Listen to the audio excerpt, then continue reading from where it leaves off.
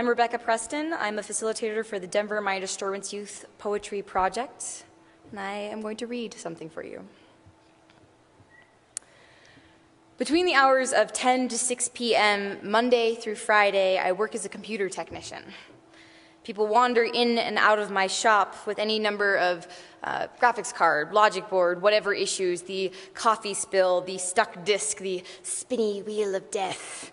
About 60% of my job, though, is replacing hard drives and performing data recovery. It can be simple or complex, filled with patience and careful but wary eye. For instance, porn loses any kind of mystery when you have to recover it for 8 hours a day from some brofsef who spilled Gatorade on his computer. Or the 14-year-old boy who photoshopped Justin Bieber's haircut over his skull to try and make his girlfriend the perfect Valentine's Day card. Or like the first time a mother cries on your desks and asks you to save all the pictures of her lost 8-year-old son, and all the desire becomes as palatable as sulfur inside a splintered and sawed-down shack waiting to explode, that every time feels like walking into a house on fire, and I am a fireman resistant to all flames, how I can watch all of their memories burn from the comfort of my bar stool, that there are days I lose 50, 100, 1,000 moments of the only evidence someone ever existed. The first time you see a budget spreadsheet of all the bills someone can't afford to pay. The first time you see a white supremacist desktop photo. The first time you see child porn. The first time you read a suicide note. The first time you see prayers. The second time you see child porn. The first time you find a Pray the Gay Away brochure. The first time you see the video of a family's third-grade dance recital. The first time you see a caricatured Matthew Shepard pistol-whipped and scarecrow tied up on a fence, that these are the people who would call you terrible names. These are the people who threw a broken bottle at the back of your neck as you and your partner walked down 17th Street, that if they could see the faggot inside of you now, you wouldn't even be able to save yourself, that these are the people that would eat dinner with my children after prying their tiny hands from my uncomfortable lifestyle, that I always managed to save the people that would never even bother to save me. How there are so many unfixable machines that walk into my shop from so many good people. A forest of pine trees waiting to erode under the infest of Rocky Mountain beetle. How there are so many fragile lives, not as easy to read, but just as easy to break if you give them enough time. That in this soul-sucking profession, I only see the computers inside of people, and I do know one day, in the crematorium of this back room, you will come to me, ablaze and burning, and I will choose this time to save myself. Thank you and welcome.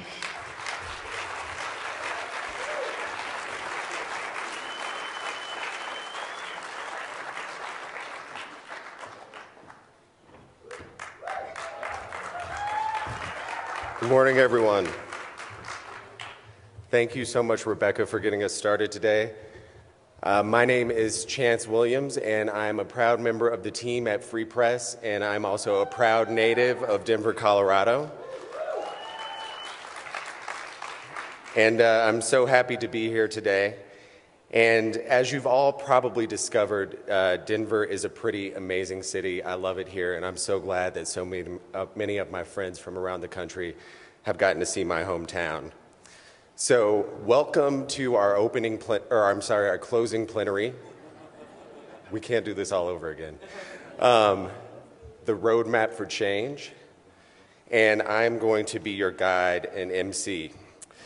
So Denver is amazing, and I'm very lucky to be directly connected to some history that changed the media landscape here forever. And there's a story I want to tell you that makes my presence on this stage and the work that I do at Free Press feel a lot like Providence. So back in the 1940s, my grandfather, who was a business owner here in Denver, opened the Rhythm and Record Shop, and he specialized in race records, as they were called at the time. And he was also a club promoter who brought artists like Mahalia Jackson, Josephine Baker, James Brown to Denver to perform. And as a savvy business owner, he knew that his business would be more successful if more people knew about it and knew about his product. But unfortunately, that was at a time when there wasn't a radio station in Denver that played that music. There wasn't a radio station in Denver that honored those artists. And so he approached one and asked them to diversify their playlist. And as the experts in the media often get it wrong, they told him no one was interested in hearing that music. No one was interested in hearing music that we think of as iconic. No one was interested in artists that we think of as legendary. And he wasn't having that. And he kept going back and continued to pressure them.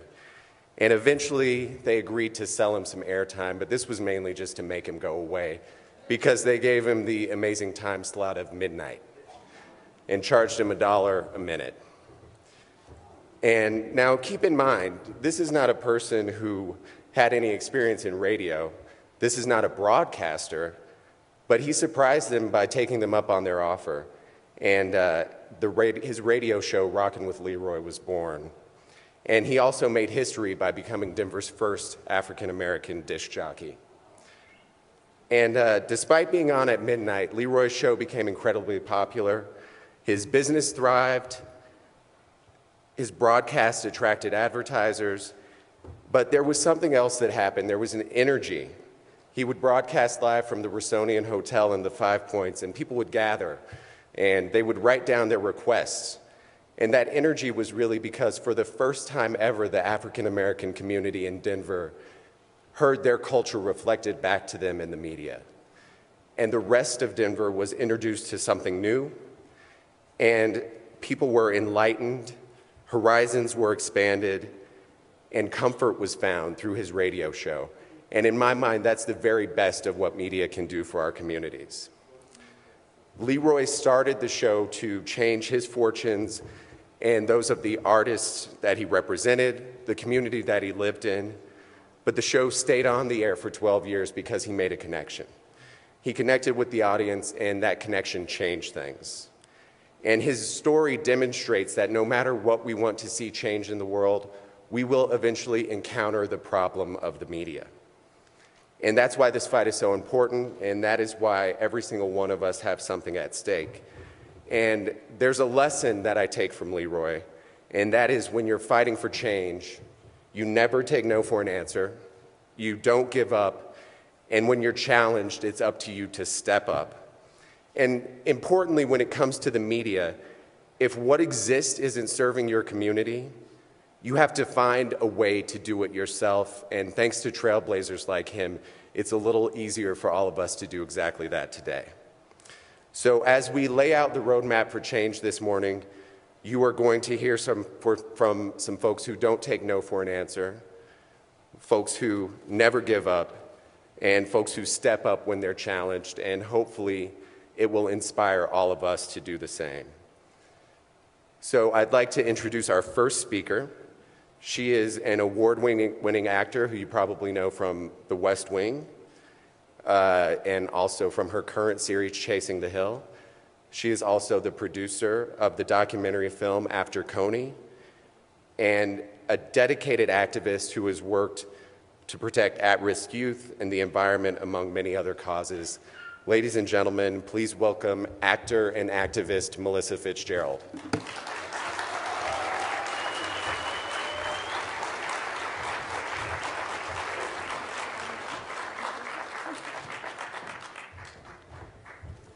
Thank you all. I am thrilled to be here today. And thank you, Free Press. Thank you to all the presenters, all the organizations who are here this weekend, and to all of you for being here on a Sunday morning. I appreciate it. And for doing the great work, for caring, and for fighting for all of us. This weekend has been an incredibly moving, inspiring, and motivating one. I was asked to tell you a little bit about myself and my story. As you heard, I am an actor and an activist. I like to call myself an activist. It's even on my business card, activist. What do those three words have in common? Actor, activist, activist. To act. What is to act? To do, yes, among other things. But the one I was looking for was to do. To act is to do. And I imagine that that's why I was asked to speak today at the final closing presentation. Because I think it is essential that we take what we learned this weekend and we put it into action. That today is the closing session, but it's just the beginning. We have so much work to do, and it is a gift that we were all able to be here and learn and meet so many wonderful, inspiring people, and I'm so grateful that I got to do that. And we need to take that gift and share it with others and inform as many people as we can the importance of media reform. So, when I first moved to Los Angeles, I found myself quite lost in a sprawling, big city. And I wanted to be part of my community. And I wasn't sure how, but I knew how to act and tell stories. And I knew that I wanted to work with at-risk, economically disadvantaged youth, many of whom were not getting any arts in their schools. Well, a bunch of my friends wanted to do the same thing. So we were a bunch of unemployed actors in LA, young, inexperienced, and unemployed. And if you know anything about Los Angeles and the film business, there's no group of people less powerful than a group of unemployed actors. So we knew we didn't have that kind of power, but what we had was a passion and a desire to do what we wanted to do and to use our time and our talents in our community. So we did. We went to youth centers and we went to a couple high schools and we put up signs and we created a program to work with teens on a mentoring theater program. And each year that we did the program, we would tackle a different societal issue, like racism, prejudice, and tolerance, drug and alcohol abuse, violence, all different kinds of things that were affecting all of our lives. This program started as just an idea, and this was in 1995, and we're still going. And the name is called Voices in Harmony, and the tagline, which I thought was appropriate, and one of the reasons I brought it up, is Voices in Harmony.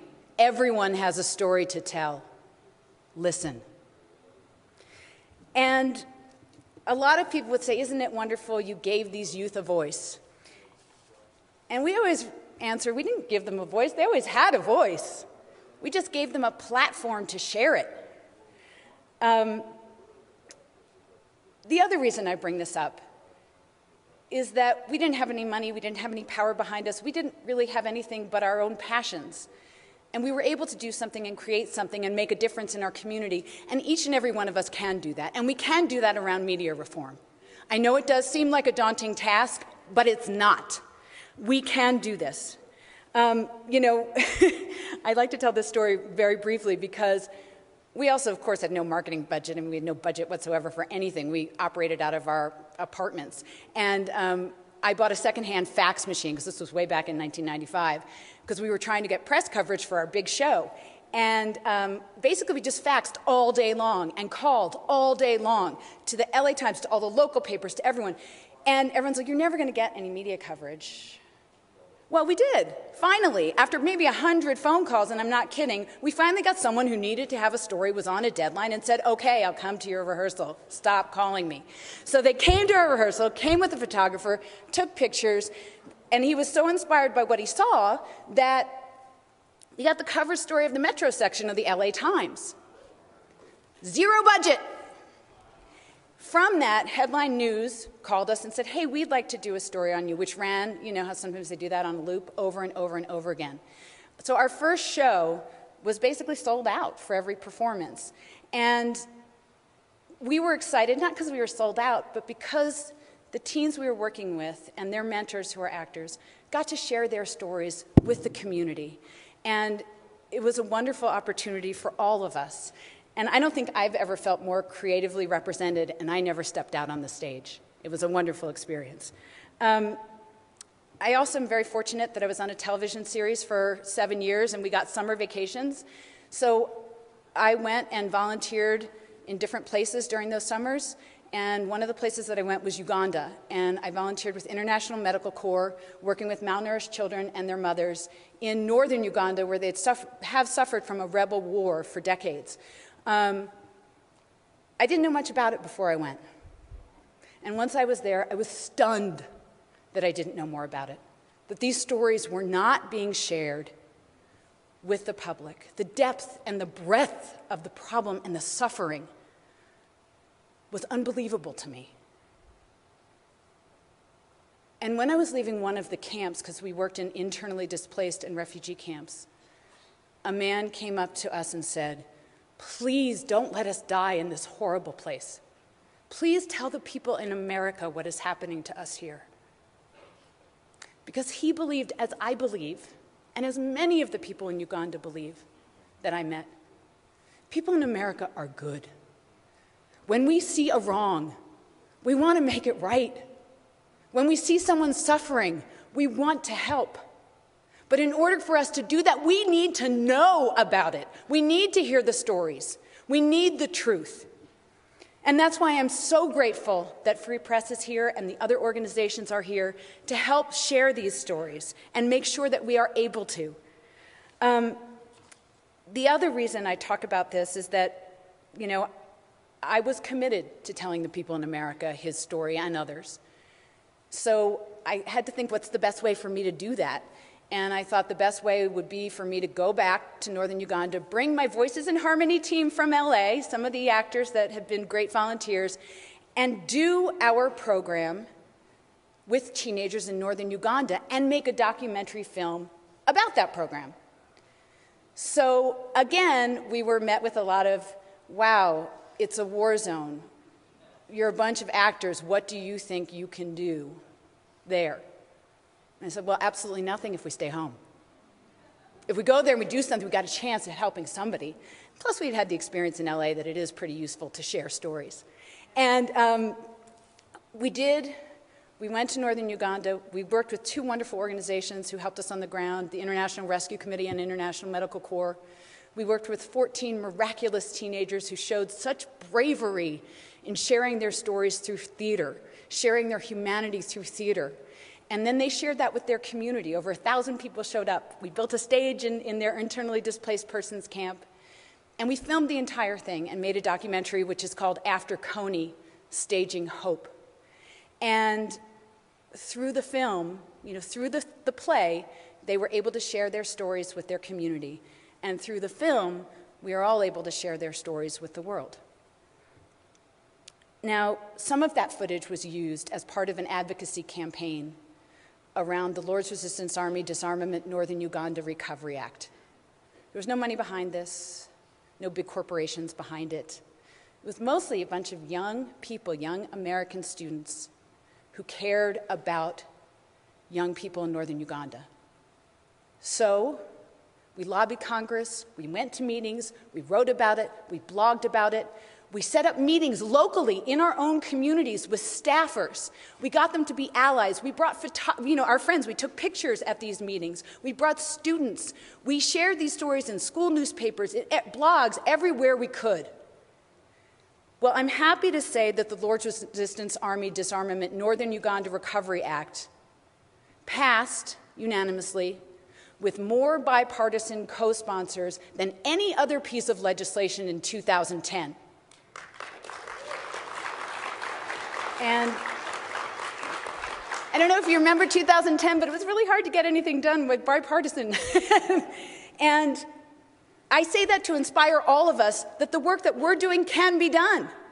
We may not have big money behind us, But we do have our passion. We do have our belief in what we're doing is right. And if our cause is just and we raise our voices together, we will not be denied.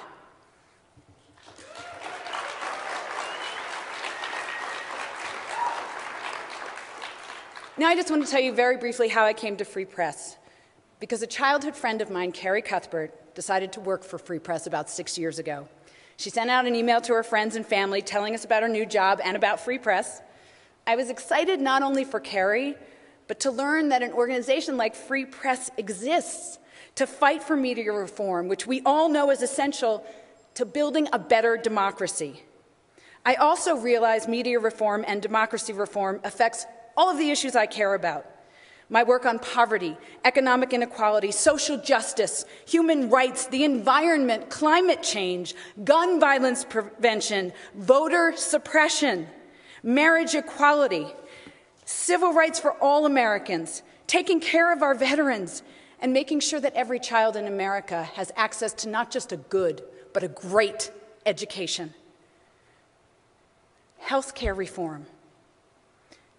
And the last one is I never, ever want to see my country be misled into a war.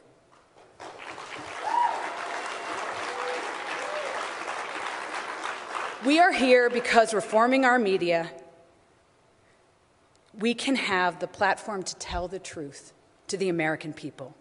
The full, complete, factually accurate, complicated, messy, sometimes hard to look at, powerful truth. The truth that reflects all of our voices, not just the voices of a handful of billionaires and corporations, and to make sure that that truth reaches every single one of us, and that that truth is heard loudly and clearly.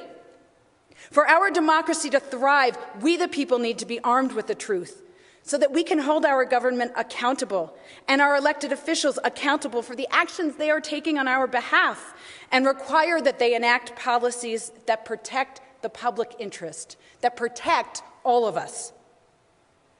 We need to get big money out of our media, out of our politics, out of our government. It is the only way we will have a government that is truly by the people, for the people, of the people, by the people, and for the people. Oh, and by the way, I don't think corporations are people.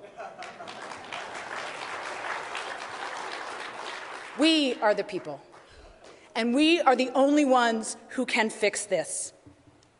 Today isn't the ending, it's just the beginning. It is a daunting task, but we can do it. I believe that it is up to us to set up these meetings with our congresspeople, with their staffers, to write into the corporations. We're their customers. They want to hear from us. Let's make sure they hear us loud and proud what we want them to do and what we don't want them to do. We can make change, and we are the only ones who are going to do it. We need to let our elected officials know that we have the power to fire them, and we're not afraid to exercise that power.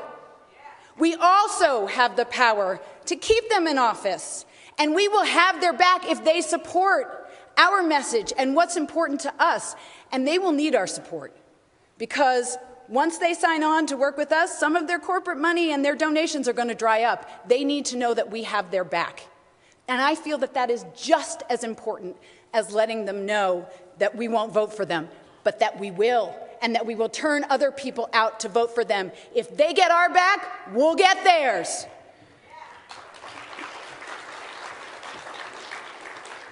You know, there are a lot of ways to stay engaged, and I think the best one and the easiest one is to go to freepress.net. Go there, sign up, keep engaged. Let's keep this in our feet. And go visit your members of Congress. And there's a card that everyone has, I think, on your seat or under your seat, where you can sign up for district visits in your home area. Please fill it out and turn it in before you leave today. This is so essential. It works. And donate to Free Press. There are 500 lobbyists working for the big companies for every single person fighting for the public interest. We need to amplify the public voice in Congress and places like the FCC We can't outnumber them, but we can sure outwork them. So sign up. And I'm sure most of you know this, but the free press, they don't take a cent from big business or government or political parties. And that's how they stay free. Now, my youngest brother is a football coach, and he's a very inspiring guy. And before I do anything that's important to me, generally I call him or I hear his voice in my head. And he always asks me the same things. He says, well, Mel, is it important to you? And I say, yes. Do you believe in it? And I say, yes. He goes, well then, get after it. So I'm going to put it to all of us. Is it important to you? Yes. Do you believe in it? Yes. Well then, get after it.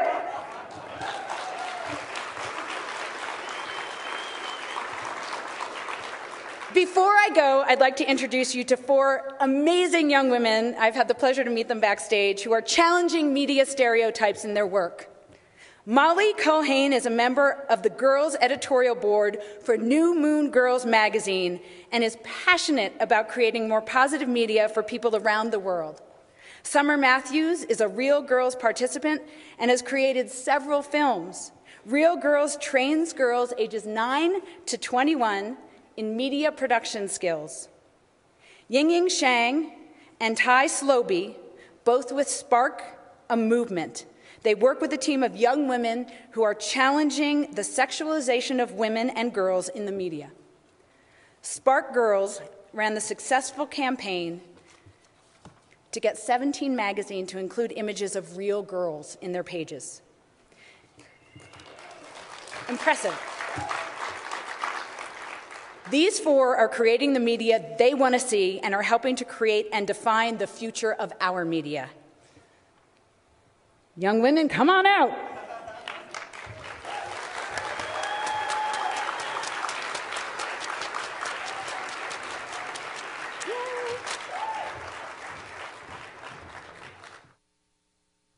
Does this work? Yeah. Thank you. So let's just get started. The first thing you'll probably notice about us is that we're a lot younger than you. So I would like the girls to go around the circle and we can introduce ourselves and say how old you are, because I think that an important part of this panel is our perspectives given our age. Hi, I'm Yingying Shang and I'm 17. I'm Summer Matthews and I'm 18. I'm Molly Culhane and I'm almost 15. And I'm Tai Sloby, and I'll be 22 tomorrow. So the first question I have for you guys is, what is the media to you? Because it's probably different for a teenager than it is for somebody older, and it's an important thing to talk about. So what is the media to you? What does it mean to you, and what does it look like to you? Yeah, so I basically feel like the media is just different forms of information. There's so many different ways that it shows itself, but just any way that information or any kind of source of social norms or entertainment or advertisement that's sharing a story or showing you a belief. And I feel like media is super important to youth and young people because it's what tells you how to be a person almost. It shows you what to think and what to wear, what to look like, and who to be. And so I think media is so influential on youth and how they're going to live in this world and what they're going to create. And I think it's really important to be a youth media maker to show a diversity of what is out there, and that I'm a youth and I'm also creating that media, and I'm creating social norms, or I'm creating a new perspective. And just to follow up on that, I really like what Summer said about information coming from a variety of sources. Because normally when we think about media, I mean, teenagers think about, I don't know, the newspaper or the TV. But the truth is, when you're driving on the highway and you pass a billboard of a half-naked model, that is also telling you something about the world. And that is shaping that form of media is shaping the minds of our youth today as well. So I think that's something that Spark really works to challenge, and it's something that we should all keep in mind, even as we're talking about newspapers and TV. Those little insidious things in our society that are ingrained everywhere, but we don't notice them because they're just a part of the background. So I agree with all that. Media is information, from radio stations to billboards to books. But I think an important thing to highlight is that, how 24/7 media is. So my parents, they were born like somewhere between the Bronze Age and the invention of the internet. Apparently somewhere in that time, the internet was invented, and suddenly media became, all day, every day, and that hasn't always been true, but now it is.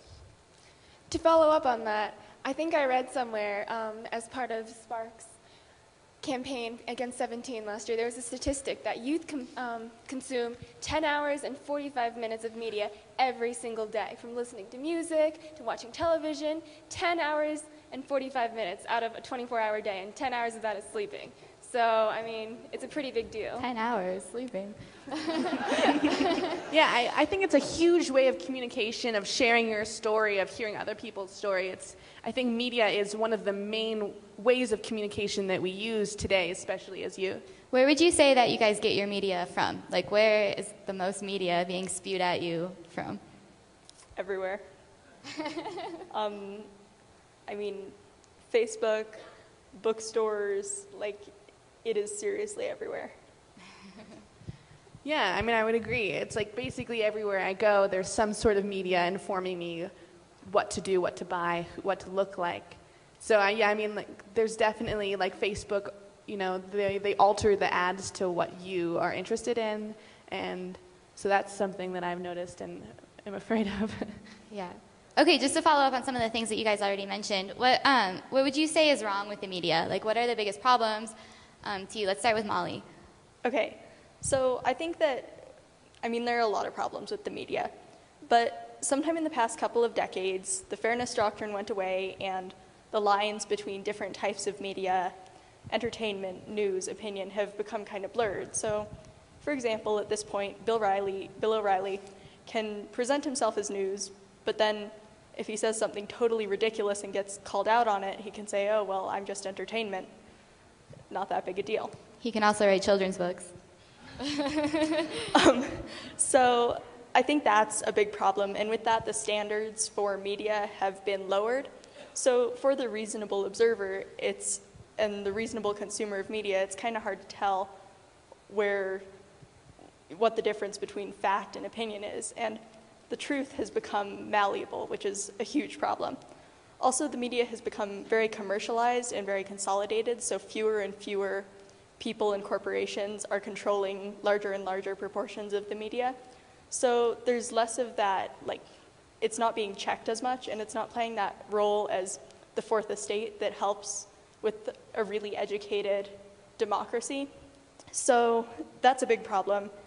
Also, so Nancy Groover, the founder of New Moon Girls, likes to say that there's kind of this junk food media, which, it's fun, it's easy, it's cheap, it's convenient, but if that's all you're getting, then you're going to be seriously undernourished. So maybe Chris Hedges has it right when he says that TV news died on February 25th, 2003, when Phil Donahue was taken off the air for dissenting the Iraq War. In 2003, I was 5 years old. All I've seen and all my generation has seen is junk food media, and that's a problem. So.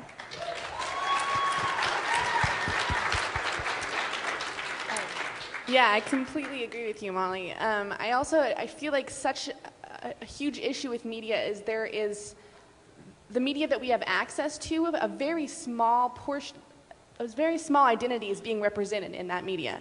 So the most powerful media makers are these white, cisgendered, straight men. And so if they're the only creators of this media, we're only seeing their perspective, we're only hearing their story, we're only seeing their experience. So that's one identity, several identities, that are being portrayed in the media. And so then when they try to tell other people's stories, it can be problematic. They're not telling their truth, they're telling someone else's truth. And that can reinstate negative stereotypes that kind of feeds into this oppressive culture that's benefiting them again.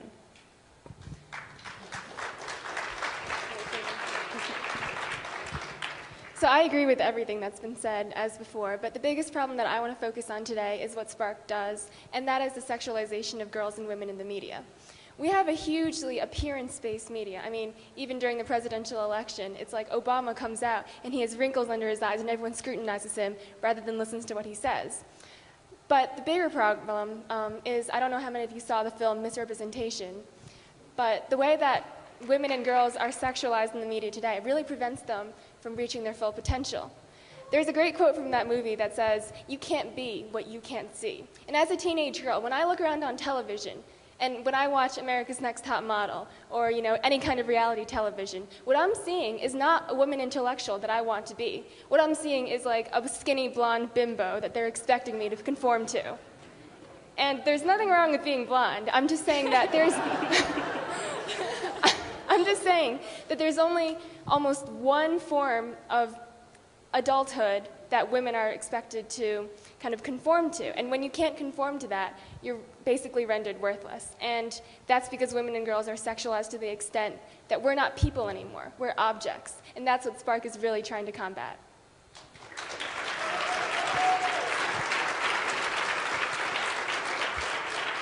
Yeah, so I think we're all here today because we're supposed to represent your future. But in addition to that, yeah, we are also the very recently inaugurated present. And all of these organizations are working to make our own forms of media and also critique the media. And I was wondering if you guys could talk a little about more what you're doing yourselves to change the media. We'll start with you again, Molly. Like our personal stories with solutions? Yes. Okay.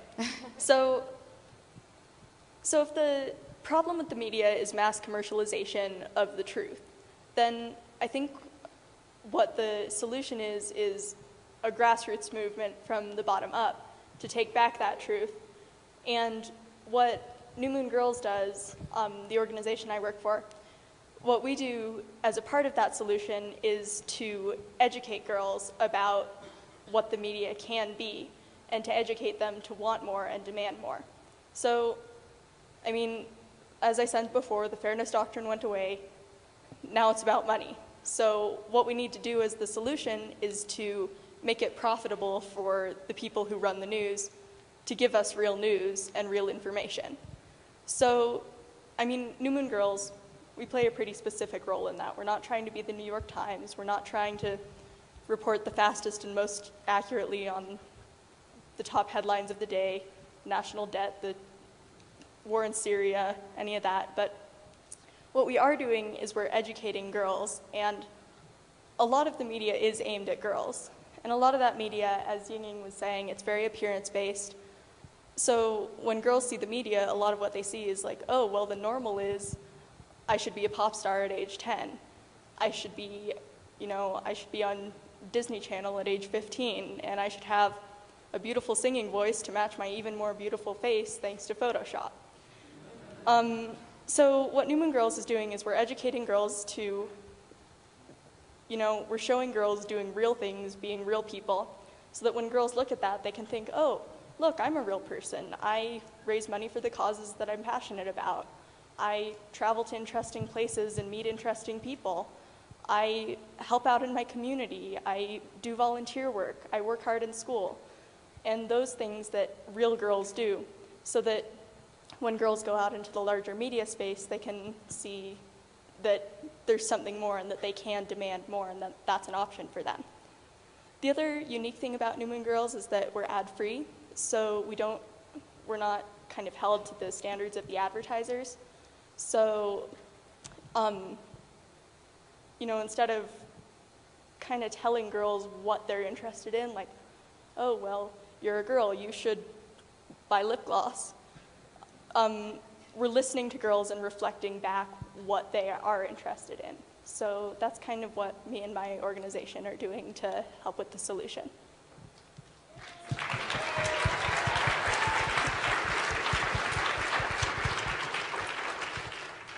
Yeah, at Real Girls, they're working really hard towards the solution as well. It's a great organization that works with girls 9 to 19 to create media and create films. And through their workshops and through their classes, you learn really useful production skills and media literacy. And it creates this incredible environment where not only are they teaching you, but they are giving you the chance to feel empowered to be able to create. They're saying that your voice is important and your story deserves to be heard, which I feel like is super important. And it creates an environment where it's safe to be yourself and to tell your story. And not only are you able to create that, but you're working hands-on with mentors in the program that are media makers themselves. So you are working with these mentors that are very helpful and help you with your work, but also you can see that they are successful media makers as well. So you can see that if I am working hard and I'm passionate about what I'm doing, I can be successful because I see people in my communities that have similar identities as me that are successful and that are working in the media.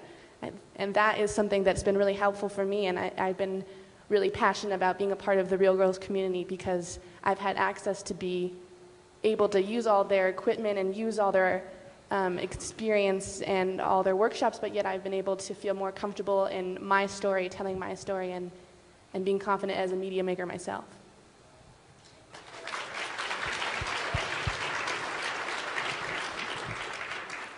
So I really love these stories about alternative media, but I guess how Spark is a little bit different is that we also have a huge focus on critiquing mainstream media.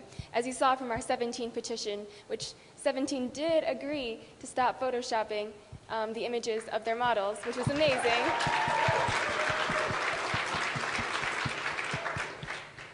But we also do a lot of other stuff. Like, we have a blog. You can check it out at sparksummit.com. And we also have these little action projects. So we have a Teen Vogue petition going on right now. And a project that I'm working on to challenge the sexualization of girls in the media is me and my friend Alice Wilder from North Carolina. We have a blog. It's called the 17 Teen Vogue Challenge. And so we are basically attempting to live exactly according to the rules of 17 and Teen Vogue for the month of April. And it's pretty hilarious. I have to get up early. I have to get up early every morning because I have to do my hair for like 40 minutes and then like put on makeup. And also they have some ridiculous flirting tips. I was supposed to bump into a guy and say, "Oh, sorry, I'm just such a klutz around cute guys."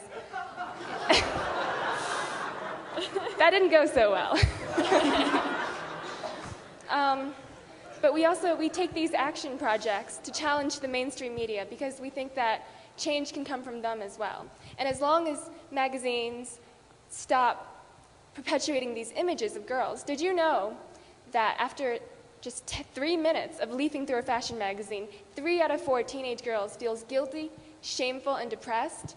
And that's what I've learned from this week, really, of trying to live by Teen Vogue, is that these mainstream media images need to be challenged.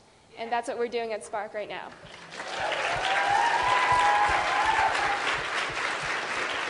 Just to add to that, we've also been really creative. Lately, another Spark girl, Carmen Rios, started a change.org petition in response to the Steubenville coverage and trials and what happened in Steubenville and continues to happen and has happened for a long time. We're calling it the Educate Coaches campaign, and we're pushing for the National Association of High School Coaches to teach high school coaches how to, about sexual assault prevention so that they can go and teach their athletes that too and take that from, yeah. So from what I hear, it's going really well. We definitely got a lot of media coverage for that. So in addition to creating media like you guys are with the blog, which I'm sure you guys are also taking action too, because that's like what creating media is when you're not mainstream. So, cool. Would you guys say that there's a need for media criticism in classes or like workshops or things like that? Sorry? Would you say that there's a need for media criticism classes? I didn't finish that question. Sorry, that was my fault. Sorry. In school, for example, or? Yeah, absolutely. I mean, as I said, the solution to the problem with mass commercialization of media is to educate people from the ground up. And I mean, the quicker we can do that in schools and all over the place, the better off we're going to be as a society, because people will be able to demand higher standards and know that that even exists for them to demand. So I think that would absolutely be a good idea. Nice.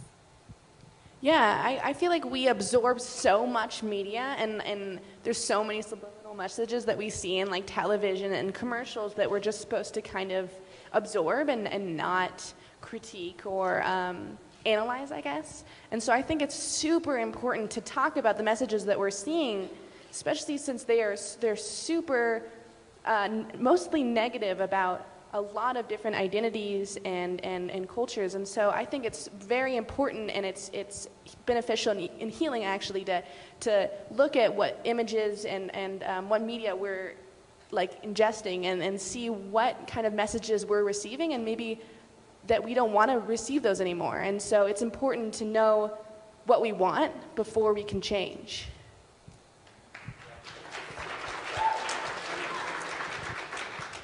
I think a problem that we're encountering with teaching media literacy in schools is that our education system is almost too slow to keep up with the rate of technology.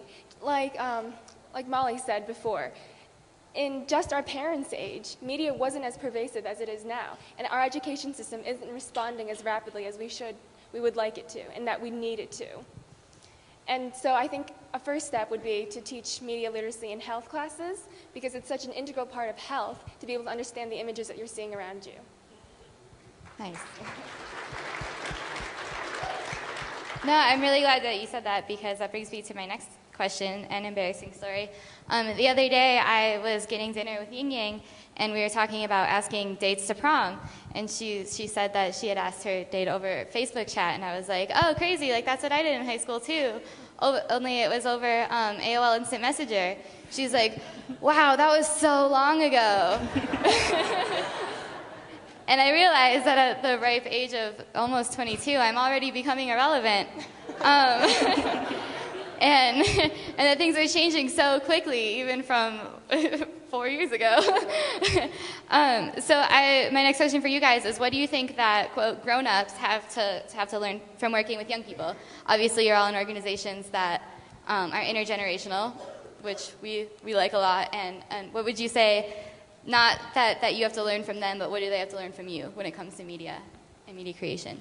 Well, I think it's really important because like we have just such different experiences than our parents and our grandparents and 22-year-olds. So I think what older people can learn from younger people is that I think there's kind of an idea around media reform, especially among not older people, but people older than 14, that media is just it's not a good thing. All this constant media is bad, and it's negative for people, and it's taking away our relationships in real life. And I think that is not true. And I think that media is really, really, in general, a positive thing. And I mean, when we were talking about what media is, we all said that media is information. And information is definitely not a bad thing. It's really important for us to be educated. So I think that is one of the things that people can learn from young people, is that media is not necessarily a bad thing. It's just that we need to be putting it in the right direction so that it can be as beneficial as possible.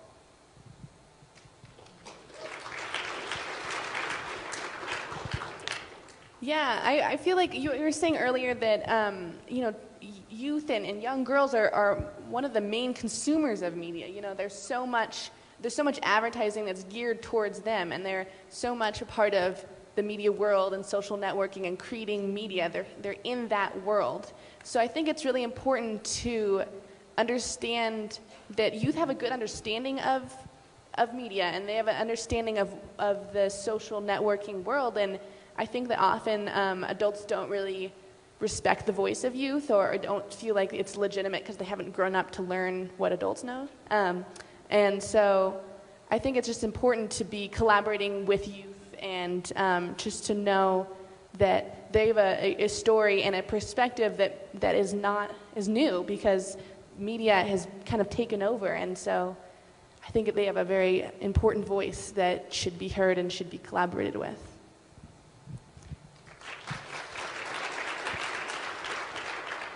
So how many of you have been live tweeting this conference? Yeah, here's more of you. I've seen you guys on Twitter.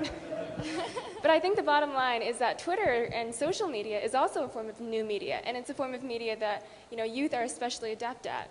My sister is 9, and she's already bugging me about when she can get a Facebook. So that kind of thing, that is the wave of the future. And as Katie Couric said, also in the film Misrepresentation, the media can be used to maintain the status quo, but it can also be used as an instrument for change, and that's what we need to make it be.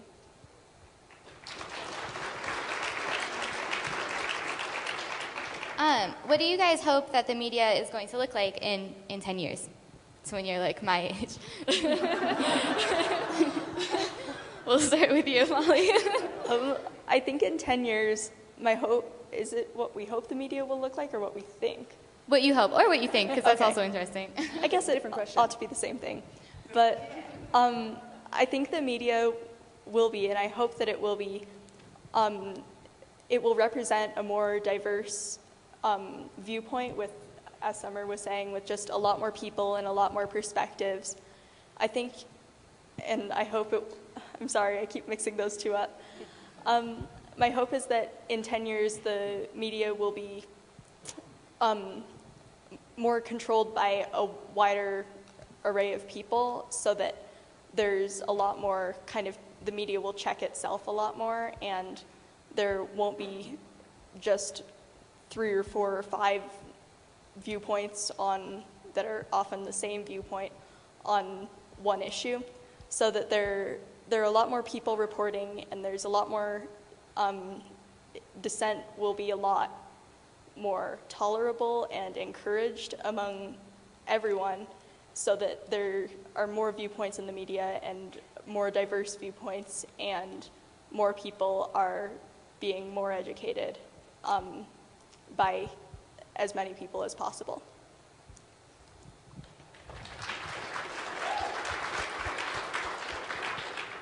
I completely agree. I think it's so important to have a larger range of identities that are creating media, so then that we can have more sources that are different stories, and we don't have to just have the one or few media sources that we have access to just be the media.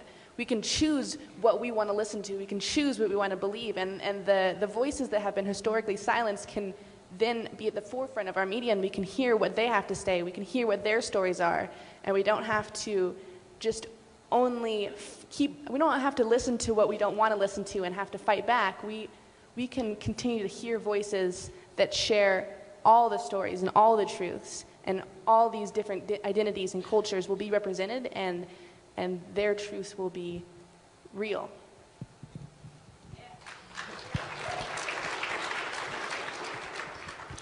So I was recently on an episode of Nick News with Linda Ellerbee on Nickelodeon. We were talking about the future of feminism. And to be honest, I was really surprised that I got to be on Nickelodeon, because when I was a kid, Nickelodeon didn't cover subjects like feminism or like women's rights. It just wasn't done. But I think it's so important that media going forward in the next 10 years covers these conversations and has these conversations about issues that can be controversial. And I think that what was best about Nickelodeon was that it wasn't polarized. It brought on both like feminists like me, but also people who thought that, you know, feminism had gone too far because we were too equal. But it was focused on the family. But it really did a great job of just having that conversation with kids that we wouldn't normally think of having. And so I think media going forward really needs to cover these issues and present a fair viewpoint.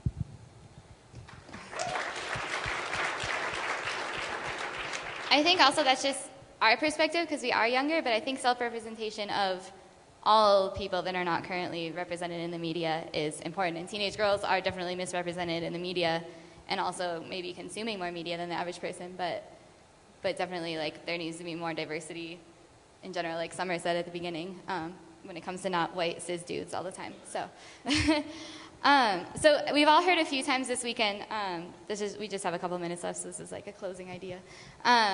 that teen girls are the forefront of pop culture. It's been talked about in a few different panels, and that we're the most likely people to negatively internalize media, and I think that's something that we're all working to fight against ourselves, but that's just an even better reason for you all to include us in your work, and not just teenage girls, but little boys that have an interest in whatever you're working on, because younger people's perspectives are important. Would you agree? we're not just good for unpaid internships.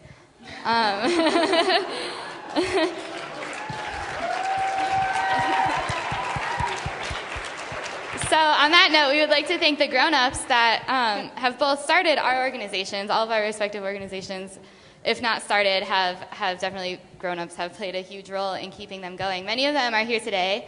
I know that you guys are here with adults. Some of the people that have kept Spark going are also here today.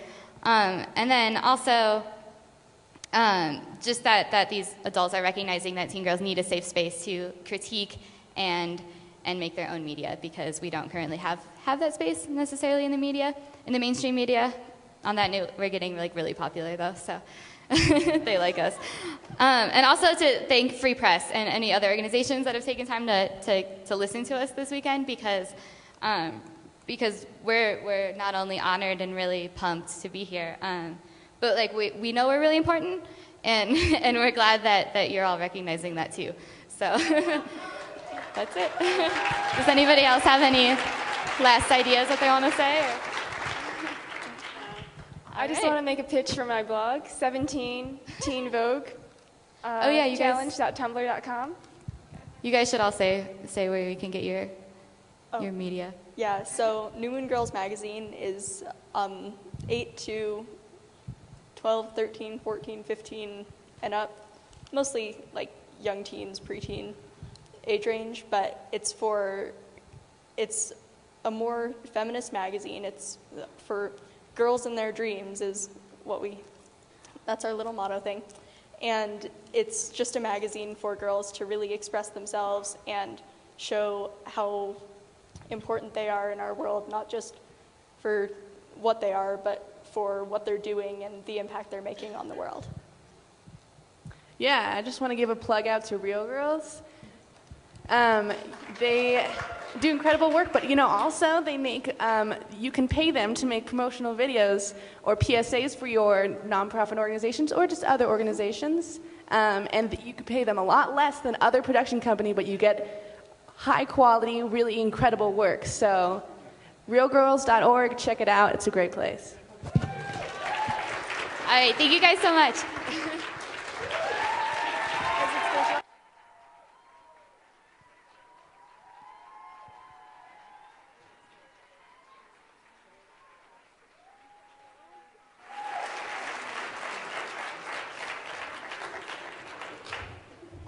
That was great. Backstage, we all agreed that the future is in very good hands, and we'll all be working for them in short order.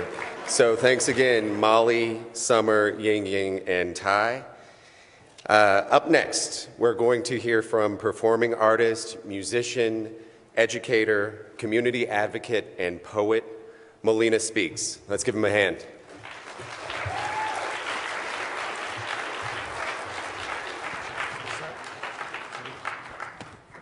Got a special delivery for one lucky person in the crowd. There we go. So those young people were great, right? Those young ladies were great. They kind of made us all feel like dinosaurs, including myself, but it's great to have some young people in the crowd. They are truly the future.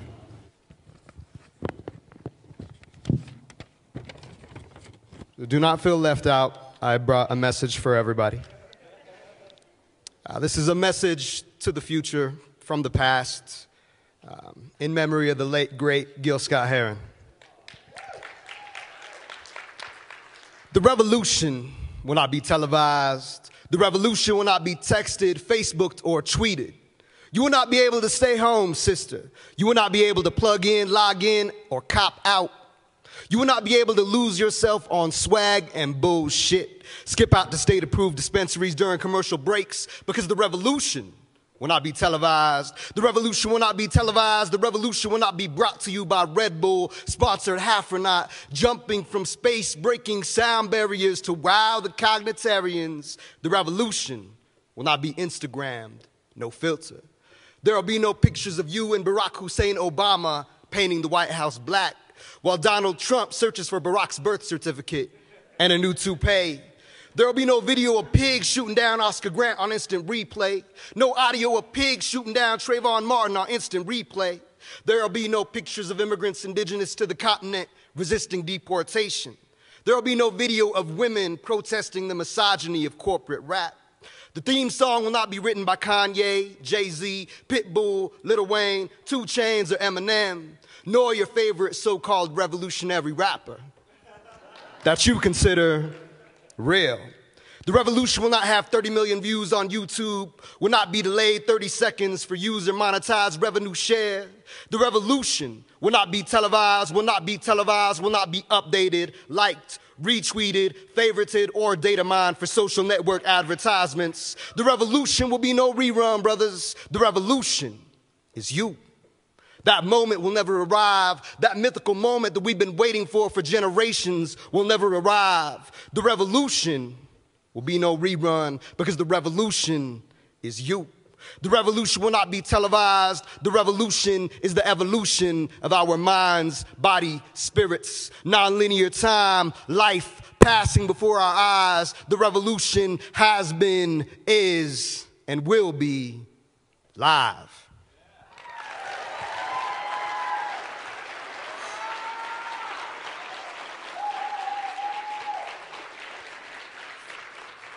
So in this day and age, we are the media, right? We have Facebook, we have Twitter, we have YouTube, we're on Instagram, we're on all these different forms of communication, and we reach hundreds and thousands and even hundreds of thousands and millions of people, right? These young women here as teenagers, they are journalists. Every time they get on the computer that they carry in their pocket and post to Facebook, they are publishing information. We are all journalists, we are futurists, we are historians. It's just a matter of seeing it that way. So I think one problem that we have as a general public is that we give the media too much power. We give corporate media too much power. We forget that we are the media. This conference helps us to change that, right? But in general, we give media too much power as though that's the real thing. We are the thing. We are the real thing. I'm on Facebook and Twitter, but I can't eat my Facebook. I can't drink my Twitter, at least not yet, right? That may be coming in 2020. So, being that I am a creator of media, I have created a book on tape that is mixed to dubstep, hip-hop, glitch beats. It's called the Build 2020 Manifesto. And I use this manifesto to work with young people, to get young people to think critically about the future and to recognize, you know, the basic premise that governments, think tanks, corporate entities, banking institutions, the technocrats, they all have a blueprint for 2020. They have a blueprint for 2030. We need our own blueprints, every single one of us, right? We need our own manifestos for the future. Every youth organization, every community organization, city by city, state by state, block by block, we need our own manifestos. Because between the issues of humanity, sustainability, technology, you know, the next 10 years of life on this planet will literally dictate the next 100 years, the next 1,000 years. It's that critical in this moment in time. So we are the media. We are journalists. We are historians. We are futurists. The power is ours. And I'm gonna close like this. I'm representing for the people who are living their lives, and we ain't dead. Now we walking in the path of light. We the children of the sun, under attack. But I can feel the fire burning, y'all, we taking it back. I can feel the fire burning, we taking it back. I can feel the fire burning. I can feel the fire burning. I can feel the fire burning. We're the media, y'all. We're taking it back. Thank you.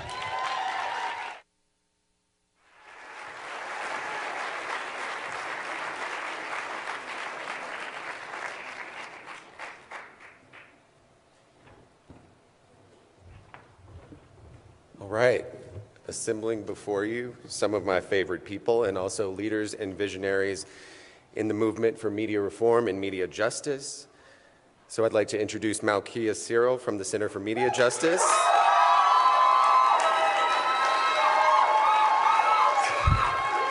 Sasha Meinrath from the New America Foundation's Open Technology Institute. Jeanette Lee from Allied Media Projects. And Craig Aaron from Free Press. Malkia, I'll turn it over to you. Good afternoon. Good morning.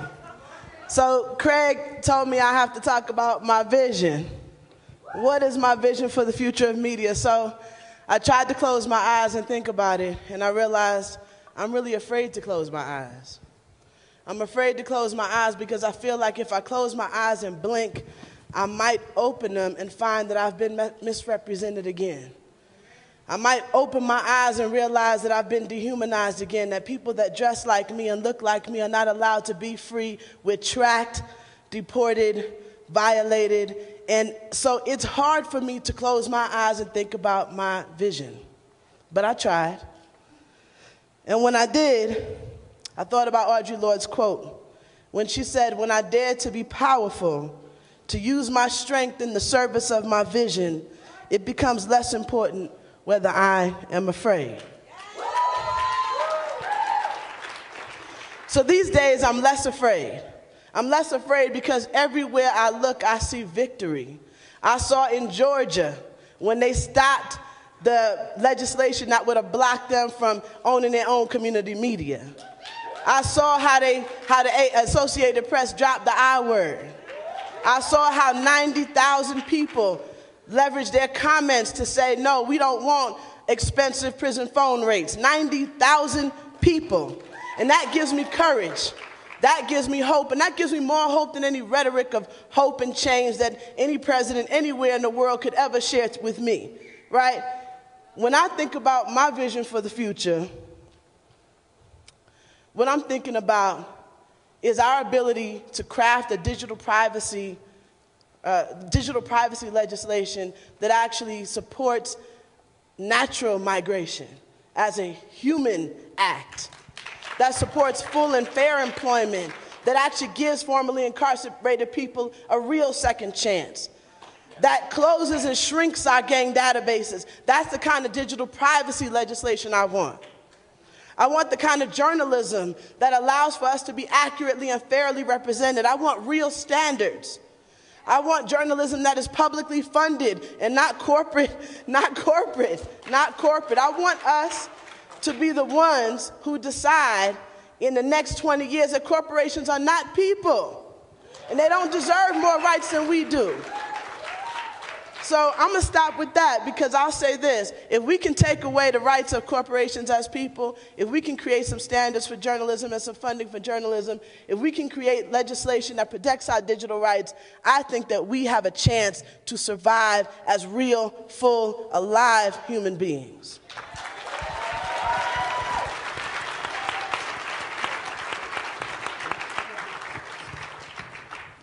So when I think about the future of media as a technologist, I think about communications and connectivity. So my vision for the future is free, safe, ubiquitous communications, connectivity for everyone on the planet. We should be thinking big, we should be thinking bold, we should be implementing technologies that disrupt business models, that perpetuate harm. We should be reclaiming our airwaves that have been momentarily squatted by monopolists, preventing us from having access to a resource that we own. And we should be, that's right. And this is perhaps the most important element, we should be throwing off this yoke of cynicism. We should be overpowering this propaganda of disempowerment that keeps us from being actively involved, that tells us we can't make a difference in DC, in our everyday lives, in our communities. When we stand together, we are incredibly strong. When we stand together, we take control over the agendas that are at play in DC and elsewhere. When we stand together, we can overcome these substantial but surmountable odds and opponents and make a better world for ourselves and for our kids. Thank you. Right.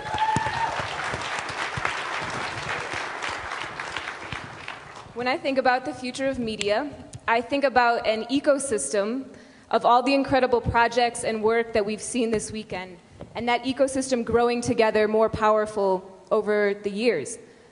The reason I like the metaphor of an ecosystem is because ecosystems thrive on complexity and interdependence and mutual transformation. And within ecosystems, there is an intimate relationship between small-scale changes and system transformations. So, to look into the past a little bit briefly, 10 years ago, my participation at the NCMR looked a little bit different. I was actually part of organizing a counter-conference called the Become the Media Conference in Madison, Wisconsin, at the same time as the NCMR was happening. So at that moment, 10 years ago, there was a palpable conflict between the then sort of factions of media reform work, media justice work, and independent media, the indie media movement. And so when I think about the fact that the four of us are on the stage together doing this closing plenary for the NCMR, I think it's significant and noteworthy. And I think that it's evidence of a process of mutual transformation that's been happening over these past 10 years. And I think that that's a different process than, say, a united front. So within our ecosystem that we need for this media movement or this confluence of movements is that level of being able to remain in relationship with one another while honoring the complexity of our differences. So when I look at the breadth of all the work that has happened, been represented at this conference this weekend, from the culture-shifting storytelling work of Young Women United in Albuquerque, to the prison phone justice campaign, to Susan Crawford's comments about the demands on the White House for the role of the FCC, I see that our movements are more powerful for this complexity than they would be if any one of those three sort of factions I mentioned 10 years ago had been subsumed beneath any of the others. And so my vision, in my vision for this ecosystem unfolding, it's that we continue to cultivate it more intentionally, that we see the youth media, the media making of queer youth to resist violence in their communities here in Denver as equally valuable as an FCC appointment. And that we build mesh networks and LPFM stations in our communities to support our local organizing while we fight for, on the federal level for a free and open internet and stronger regulations. And that finally that we seek out, between that diversity of tactics, the interdependence between all of those strategies. Wow. An honor to share the stage with my colleagues. I am inspired and maybe a little intimidated by the wisdom. Because I kind of can't help it every time someone comes up to me and says, "What's your vision?" My mind goes a little bit blank, and it's filled with this like really tacky corporate poster with like an alpine lake and a mountain. You can create the future. And I can kind of see that mountain. It's a little hazy up there. But increasingly, maybe I'm linear. I'm thinking a lot about the hike, a lot about the journey. And for me, the goals are pretty clear. Universal, affordable internet access. We need everybody to get connected. But that alone is not enough. That alone is not enough, because when people get connected, when they get online, they actually have to be able to find information about what is happening in their communities. Trustworthy information that holds government and corporate leaders accountable. And I think the policies are pretty worked out. Net neutrality, privacy protections that put you in control of your own information. Incentives for diverse media ownership, and a massive reinvestment in public and community media. The money is out there. It exists. We're just spending it on the wrong things. And to get there, to get to that point, to get to that mountaintop, we're going to have to make media a real political issue in this country. We're going to have to organize, we're going to have to agitate, and we're going to have to stop accepting the narrow parameters that Washington wants to impose on us. And I think that we have to expand what I call that hopelessly narrow vision of what's possible. And while doing that, we have to stop censoring ourselves. Because I think often when we look at the challenges ahead, we think, oh, well, we can't really do it, or that's going to be too hard. And I think we need to, trust in each other a little bit more and start expanding that vision. So thank you. At the most basic level, my vision for the future of media is simply a world where we stop treating media and technology as just something magical or something that happens to us, something that we are powerless to change because we are not powerless to change it. And I think we're going to take the next question. I'll grab this. So the question is, what can local communities do to reclaim your media? And the answer is a lot. So for the past 13 years, I've been running research and development projects that have culminated in something called the Commotion Wireless Project. Commotion is a mechanism whereby you can build your own 21st century telecommunications infrastructure. You build it out of the devices that are in our pockets and in our backpacks. You build it out of the hardware that you can buy at your favorite big box store. You build it because when you create community-wide networks of communications, you liberate yourself from a business model predicated on maximizing billable moments, and you create a system that maximizes the utility to you and other participants in that network. So what Commotion is it's almost an Uber medium. It's a radio station, it's a streaming television station, it's internet connectivity, it's all of these different media rolled into one. Because you build it, because you control it, because you manage it, it's yours to decide what that future looks like. So we work with people in Philadelphia, like Media Mobilizing Projects. We work with people in Detroit, like Jenny and the Allied Media Projects and the Detroit Digital Justice Coalition there. Work with folks in New York, the Red Hook Initiative, bringing connectivity after Hurricane Sandy to people that had no connectivity without these technologies. If you've seen some of the Hack Lab wireless networks here, if you've logged in at the web portal, you're using Commotion now.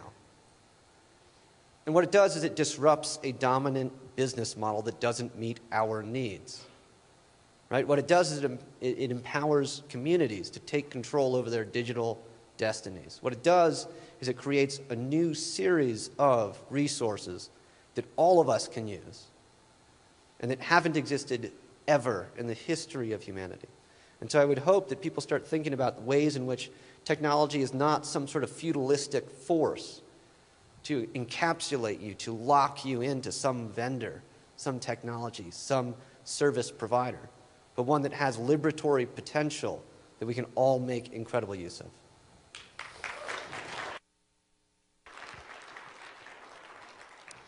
I think this question of what can local communities do to reclaim the media will look different in the specific context of their, your own community. At the same time, there's lessons that will be learned in each of those contexts that can be broadly applied. So in Detroit, where I'm from, one of the things we've learned is that it's not enough to just tell another story. We actually need to be making another story.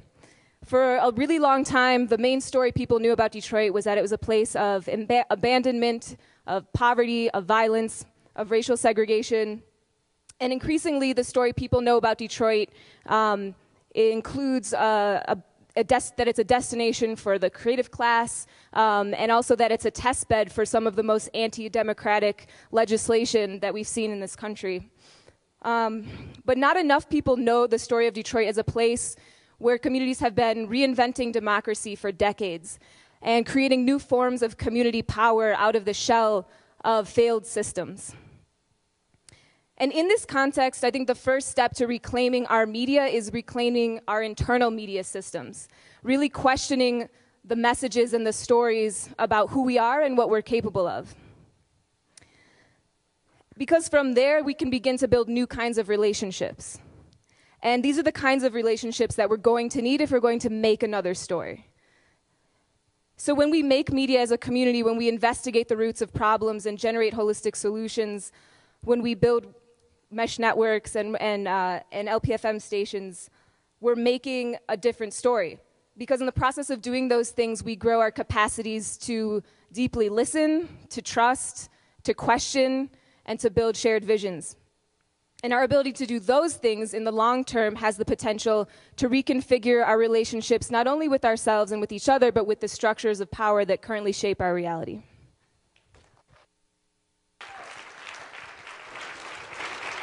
All right, I think we'll take the next question.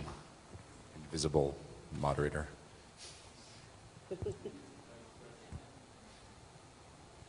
So, what will it take to build a winning movement for a better media? First of all, the first thing that it's going to take is that we listen. That we listen very, very, very carefully to the early warning system that people of color are in this country. Listen very carefully. Listen carefully to the millions of people being deported. Listen very carefully to the hundreds of thousands and millions of people incarcerated. Listen very carefully to the hundreds of thousands of people being thrown out of employment. Listen very well and carefully, because they will tell you about your future. The second step is listen to each other. I'm honored to be on stage with these people. These are brilliant, brilliant people.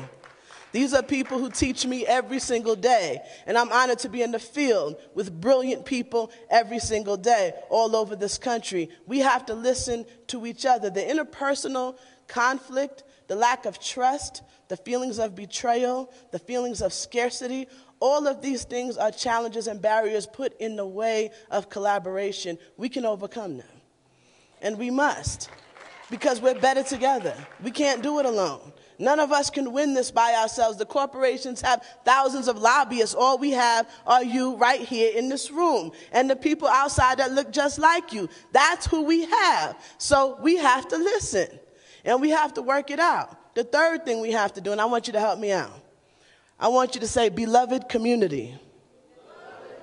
I don't feel beloved right now. Let's try it again. Beloved community. That's what we're building when we build networks. It's not just about, as Jenny said, being a united front. It's about really being able to figure out where we are aligned and how we move that power together. Our networks are about beloved communities. Martin Luther King talked about the beloved community from the perspective of spirituality. I'm talking about the beloved community from the perspective of both spirit, mind, body, heart. Let's bring our beloved community into the future. We need it. It is actually a strategy. The last thing that I think that we need to build a better media system, besides networks that build beloved community, besides listening, is this. We need to make the changes that we need to change the rules. We do. But that's only a fraction of what we need to do.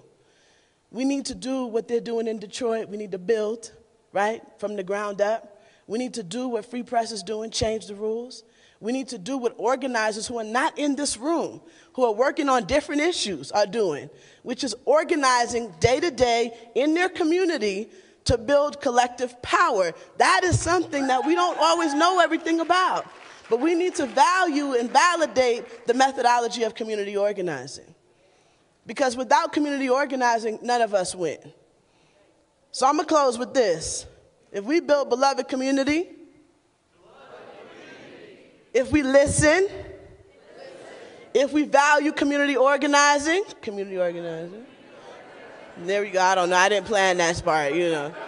And if we build our networks, I guarantee you, the next time we face a fight, we won't only be reactionary, we won't only be reactive, we'll be affirmative, and we will win.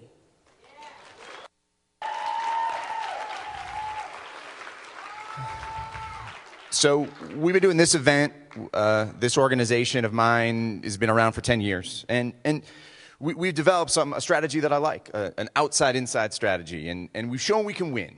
And I think the movement, well, let's just call it the media movement. Andrea Quijada was doing that, and I think maybe we need to do that a little more often. The media movement has figured out how to work together a lot more. Has gotten rid of some of the turfiness, has started to be open to learning from each other. I think that's a huge start. And we've shown we can stop bad things from happening. When we get together, when we have good timing, we can stop bad things from happening. Now, making good things happen, that's a little bit harder. And I've been thinking a lot, if we're talking about building a movement, what does that winning coalition look like? And where do we need to be doing more outreach? What are the factors? And I'm going to identify, this is not a comprehensive list, so you'll be able to add to it afterward. But I want to name just a few areas I think that can strengthen our ranks and can be a winning coalition that is the kind of coalition that can take back power, that can win elections. My first group is going to be the geeks, who I hope are here somewhere. The geeks. Yeah, they're here, and the challenge is not so much getting them interested in issues of internet freedom, but in convincing them that political change is possible, and that policy is important, and that learning how to hack our way through problems is key, but we will not necessarily be able to hack our way out of every problem. Just because you might be the one who understands how to open up the computer and do this, that, or the other thing, that may not be liberating everybody else. But there is a major, major role for you in whatever movement we're going to build. I think the second group, and something we've tried to bring into this event this weekend, is the creative community. Artists, writers, musicians. We need our cultural leaders to be part of this media movement, because cultural change is going to precede political change. It's going to tell people what's going on long before anybody who, like I normally do, wearing a suit in Washington, D.C., ever gets to talk to them. So we have to be working together. And the third group is not going to be a surprise to anybody here, but it is communities of color. And it is in talking about, in building this movement and in running our organizations, making racial equity a priority. And that's something that, that's not Malkia's job, okay? That's any of us who are leaders in this movement, who are blessed with the ability to bring people into this movement, to pay them, to bring them jobs. We have to make that a top priority and bring the issues of racial equity and racial justice to the forefront of these conversations and this movement. And I think if we do that, we got a whole lot better chance that we're going to win.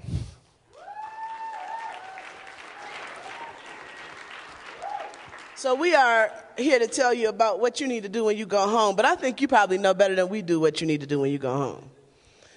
In my opinion, what I'm going to do when I go home is I'm going to make sure that the people in my community raise their voices to ensure that in their state, which is in California, there are no, well, I think we already have laws preventing kickbacks in California, right, for prison phones. But I'm going to make sure then that the states next to mine make sure they don't have any kickbacks. They're not allowed to have kickbacks on their prison phone calls. So the first thing I'm going to do is I'm going to bring that state to state. The second thing I'm going to do, I think, is I'm going to make sure that we still have a lifeline through the Universal Service Fund, because we still need a lifeline, because there's still millions of poor people in this country. I think the third thing that I'm going to do is work with my municipal government to make sure that there are some standards around digital privacy that are codified into our digital inclusion bills locally that make sure that they're not just about what's happening at the federal level, but that privacy is protected in a real way, not in a neoliberal way, but in a real way right here at home. I think another thing, you know what? I'm not going to even do these notes right here. What I'm going to do is tell you really, this is what I think you should do. I think you should join the Media Action Grassroots Network. That's what I think you should do. I think you should join Magnet. I think you should build your own networks. I think you should build everywhere. I think you should learn about what it means to build something. Okay? That's what I think you should do. I think you should support the organizations in the Media Action Grassroots Network. I think you should support Media Mobilizing Project and Media Literacy Project. I think you should support the Independent Media Center in Urbana-Champaign. I think you should support the folk in New York and Artist Change and the folk all over this country and Highlander. Why? Because these are the groups on the ground that will make something happen in their community. That's why. It's not about fundraising. It's about organizing. So if you yourself want to organize in your community, there are people already there doing it. So join them.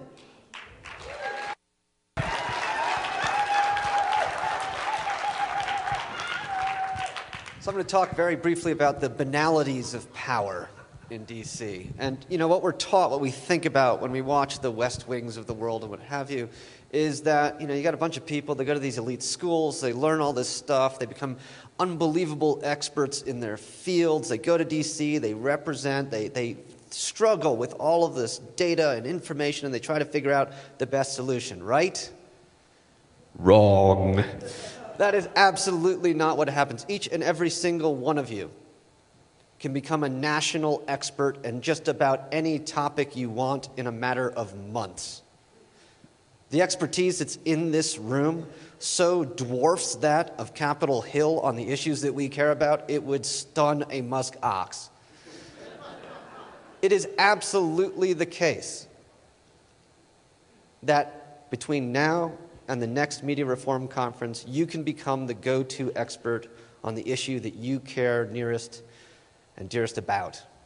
And so I implore upon you to take your hobbies and your interests and turn them into something where I can call upon you as the go-to person, that we can amplify your voice and your expertise in places where we're playing with live ammo, and the results of what we do there will reverberate for generations to come. And I will end by simply saying, right now, the next FCC chairman is being chosen by the Obama administration. This person will decide the trajectory of communications in this country and worldwide for generations to come. And if we're not involved in that debate, if we're not active in pushing forward our own progressive agenda, what we're going to get is an industry shill, and all of our work will be 10 times more difficult. So you can go and get involved in that right now. I know Free Press has a call out on this. There's a lot of groups that are involved in this battle. You can do that today, and tomorrow you can come to D.C. and school Congress on what it really means to be part of a media reform movement and create progressive change.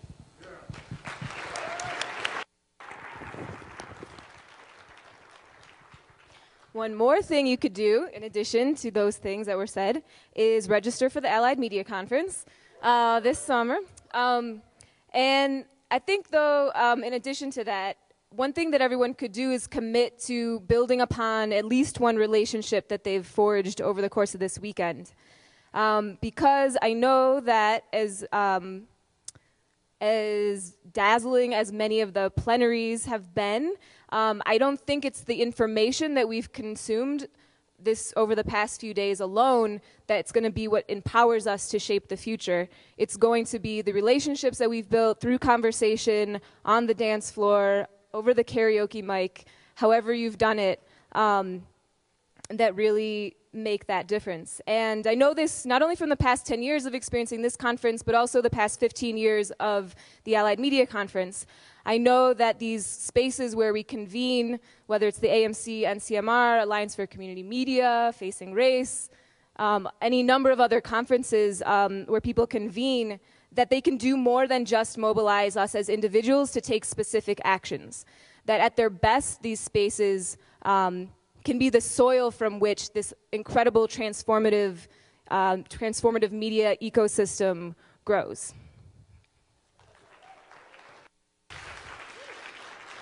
I don't know. When I get home, I'm going to go to sleep. It's been a busy couple days. Look, I think as a movement, increasingly, we are great at research and analysis. If this fight was simply based on the facts, we would be winning all the time. We are increasingly great at grassroots organizing. Malkia just described all the great groups out across the country that are doing real work in their communities. I think one area we can continue to improve and get better in is in our approach to politics. And in making sure that our political leaders are aware of events like this, are aware of the work that you're doing in your community. So there's going to be another plug for those postcards on your chair. Love you to fill those out, drop them off in the back. We're going to be doing in-district meetings all summer.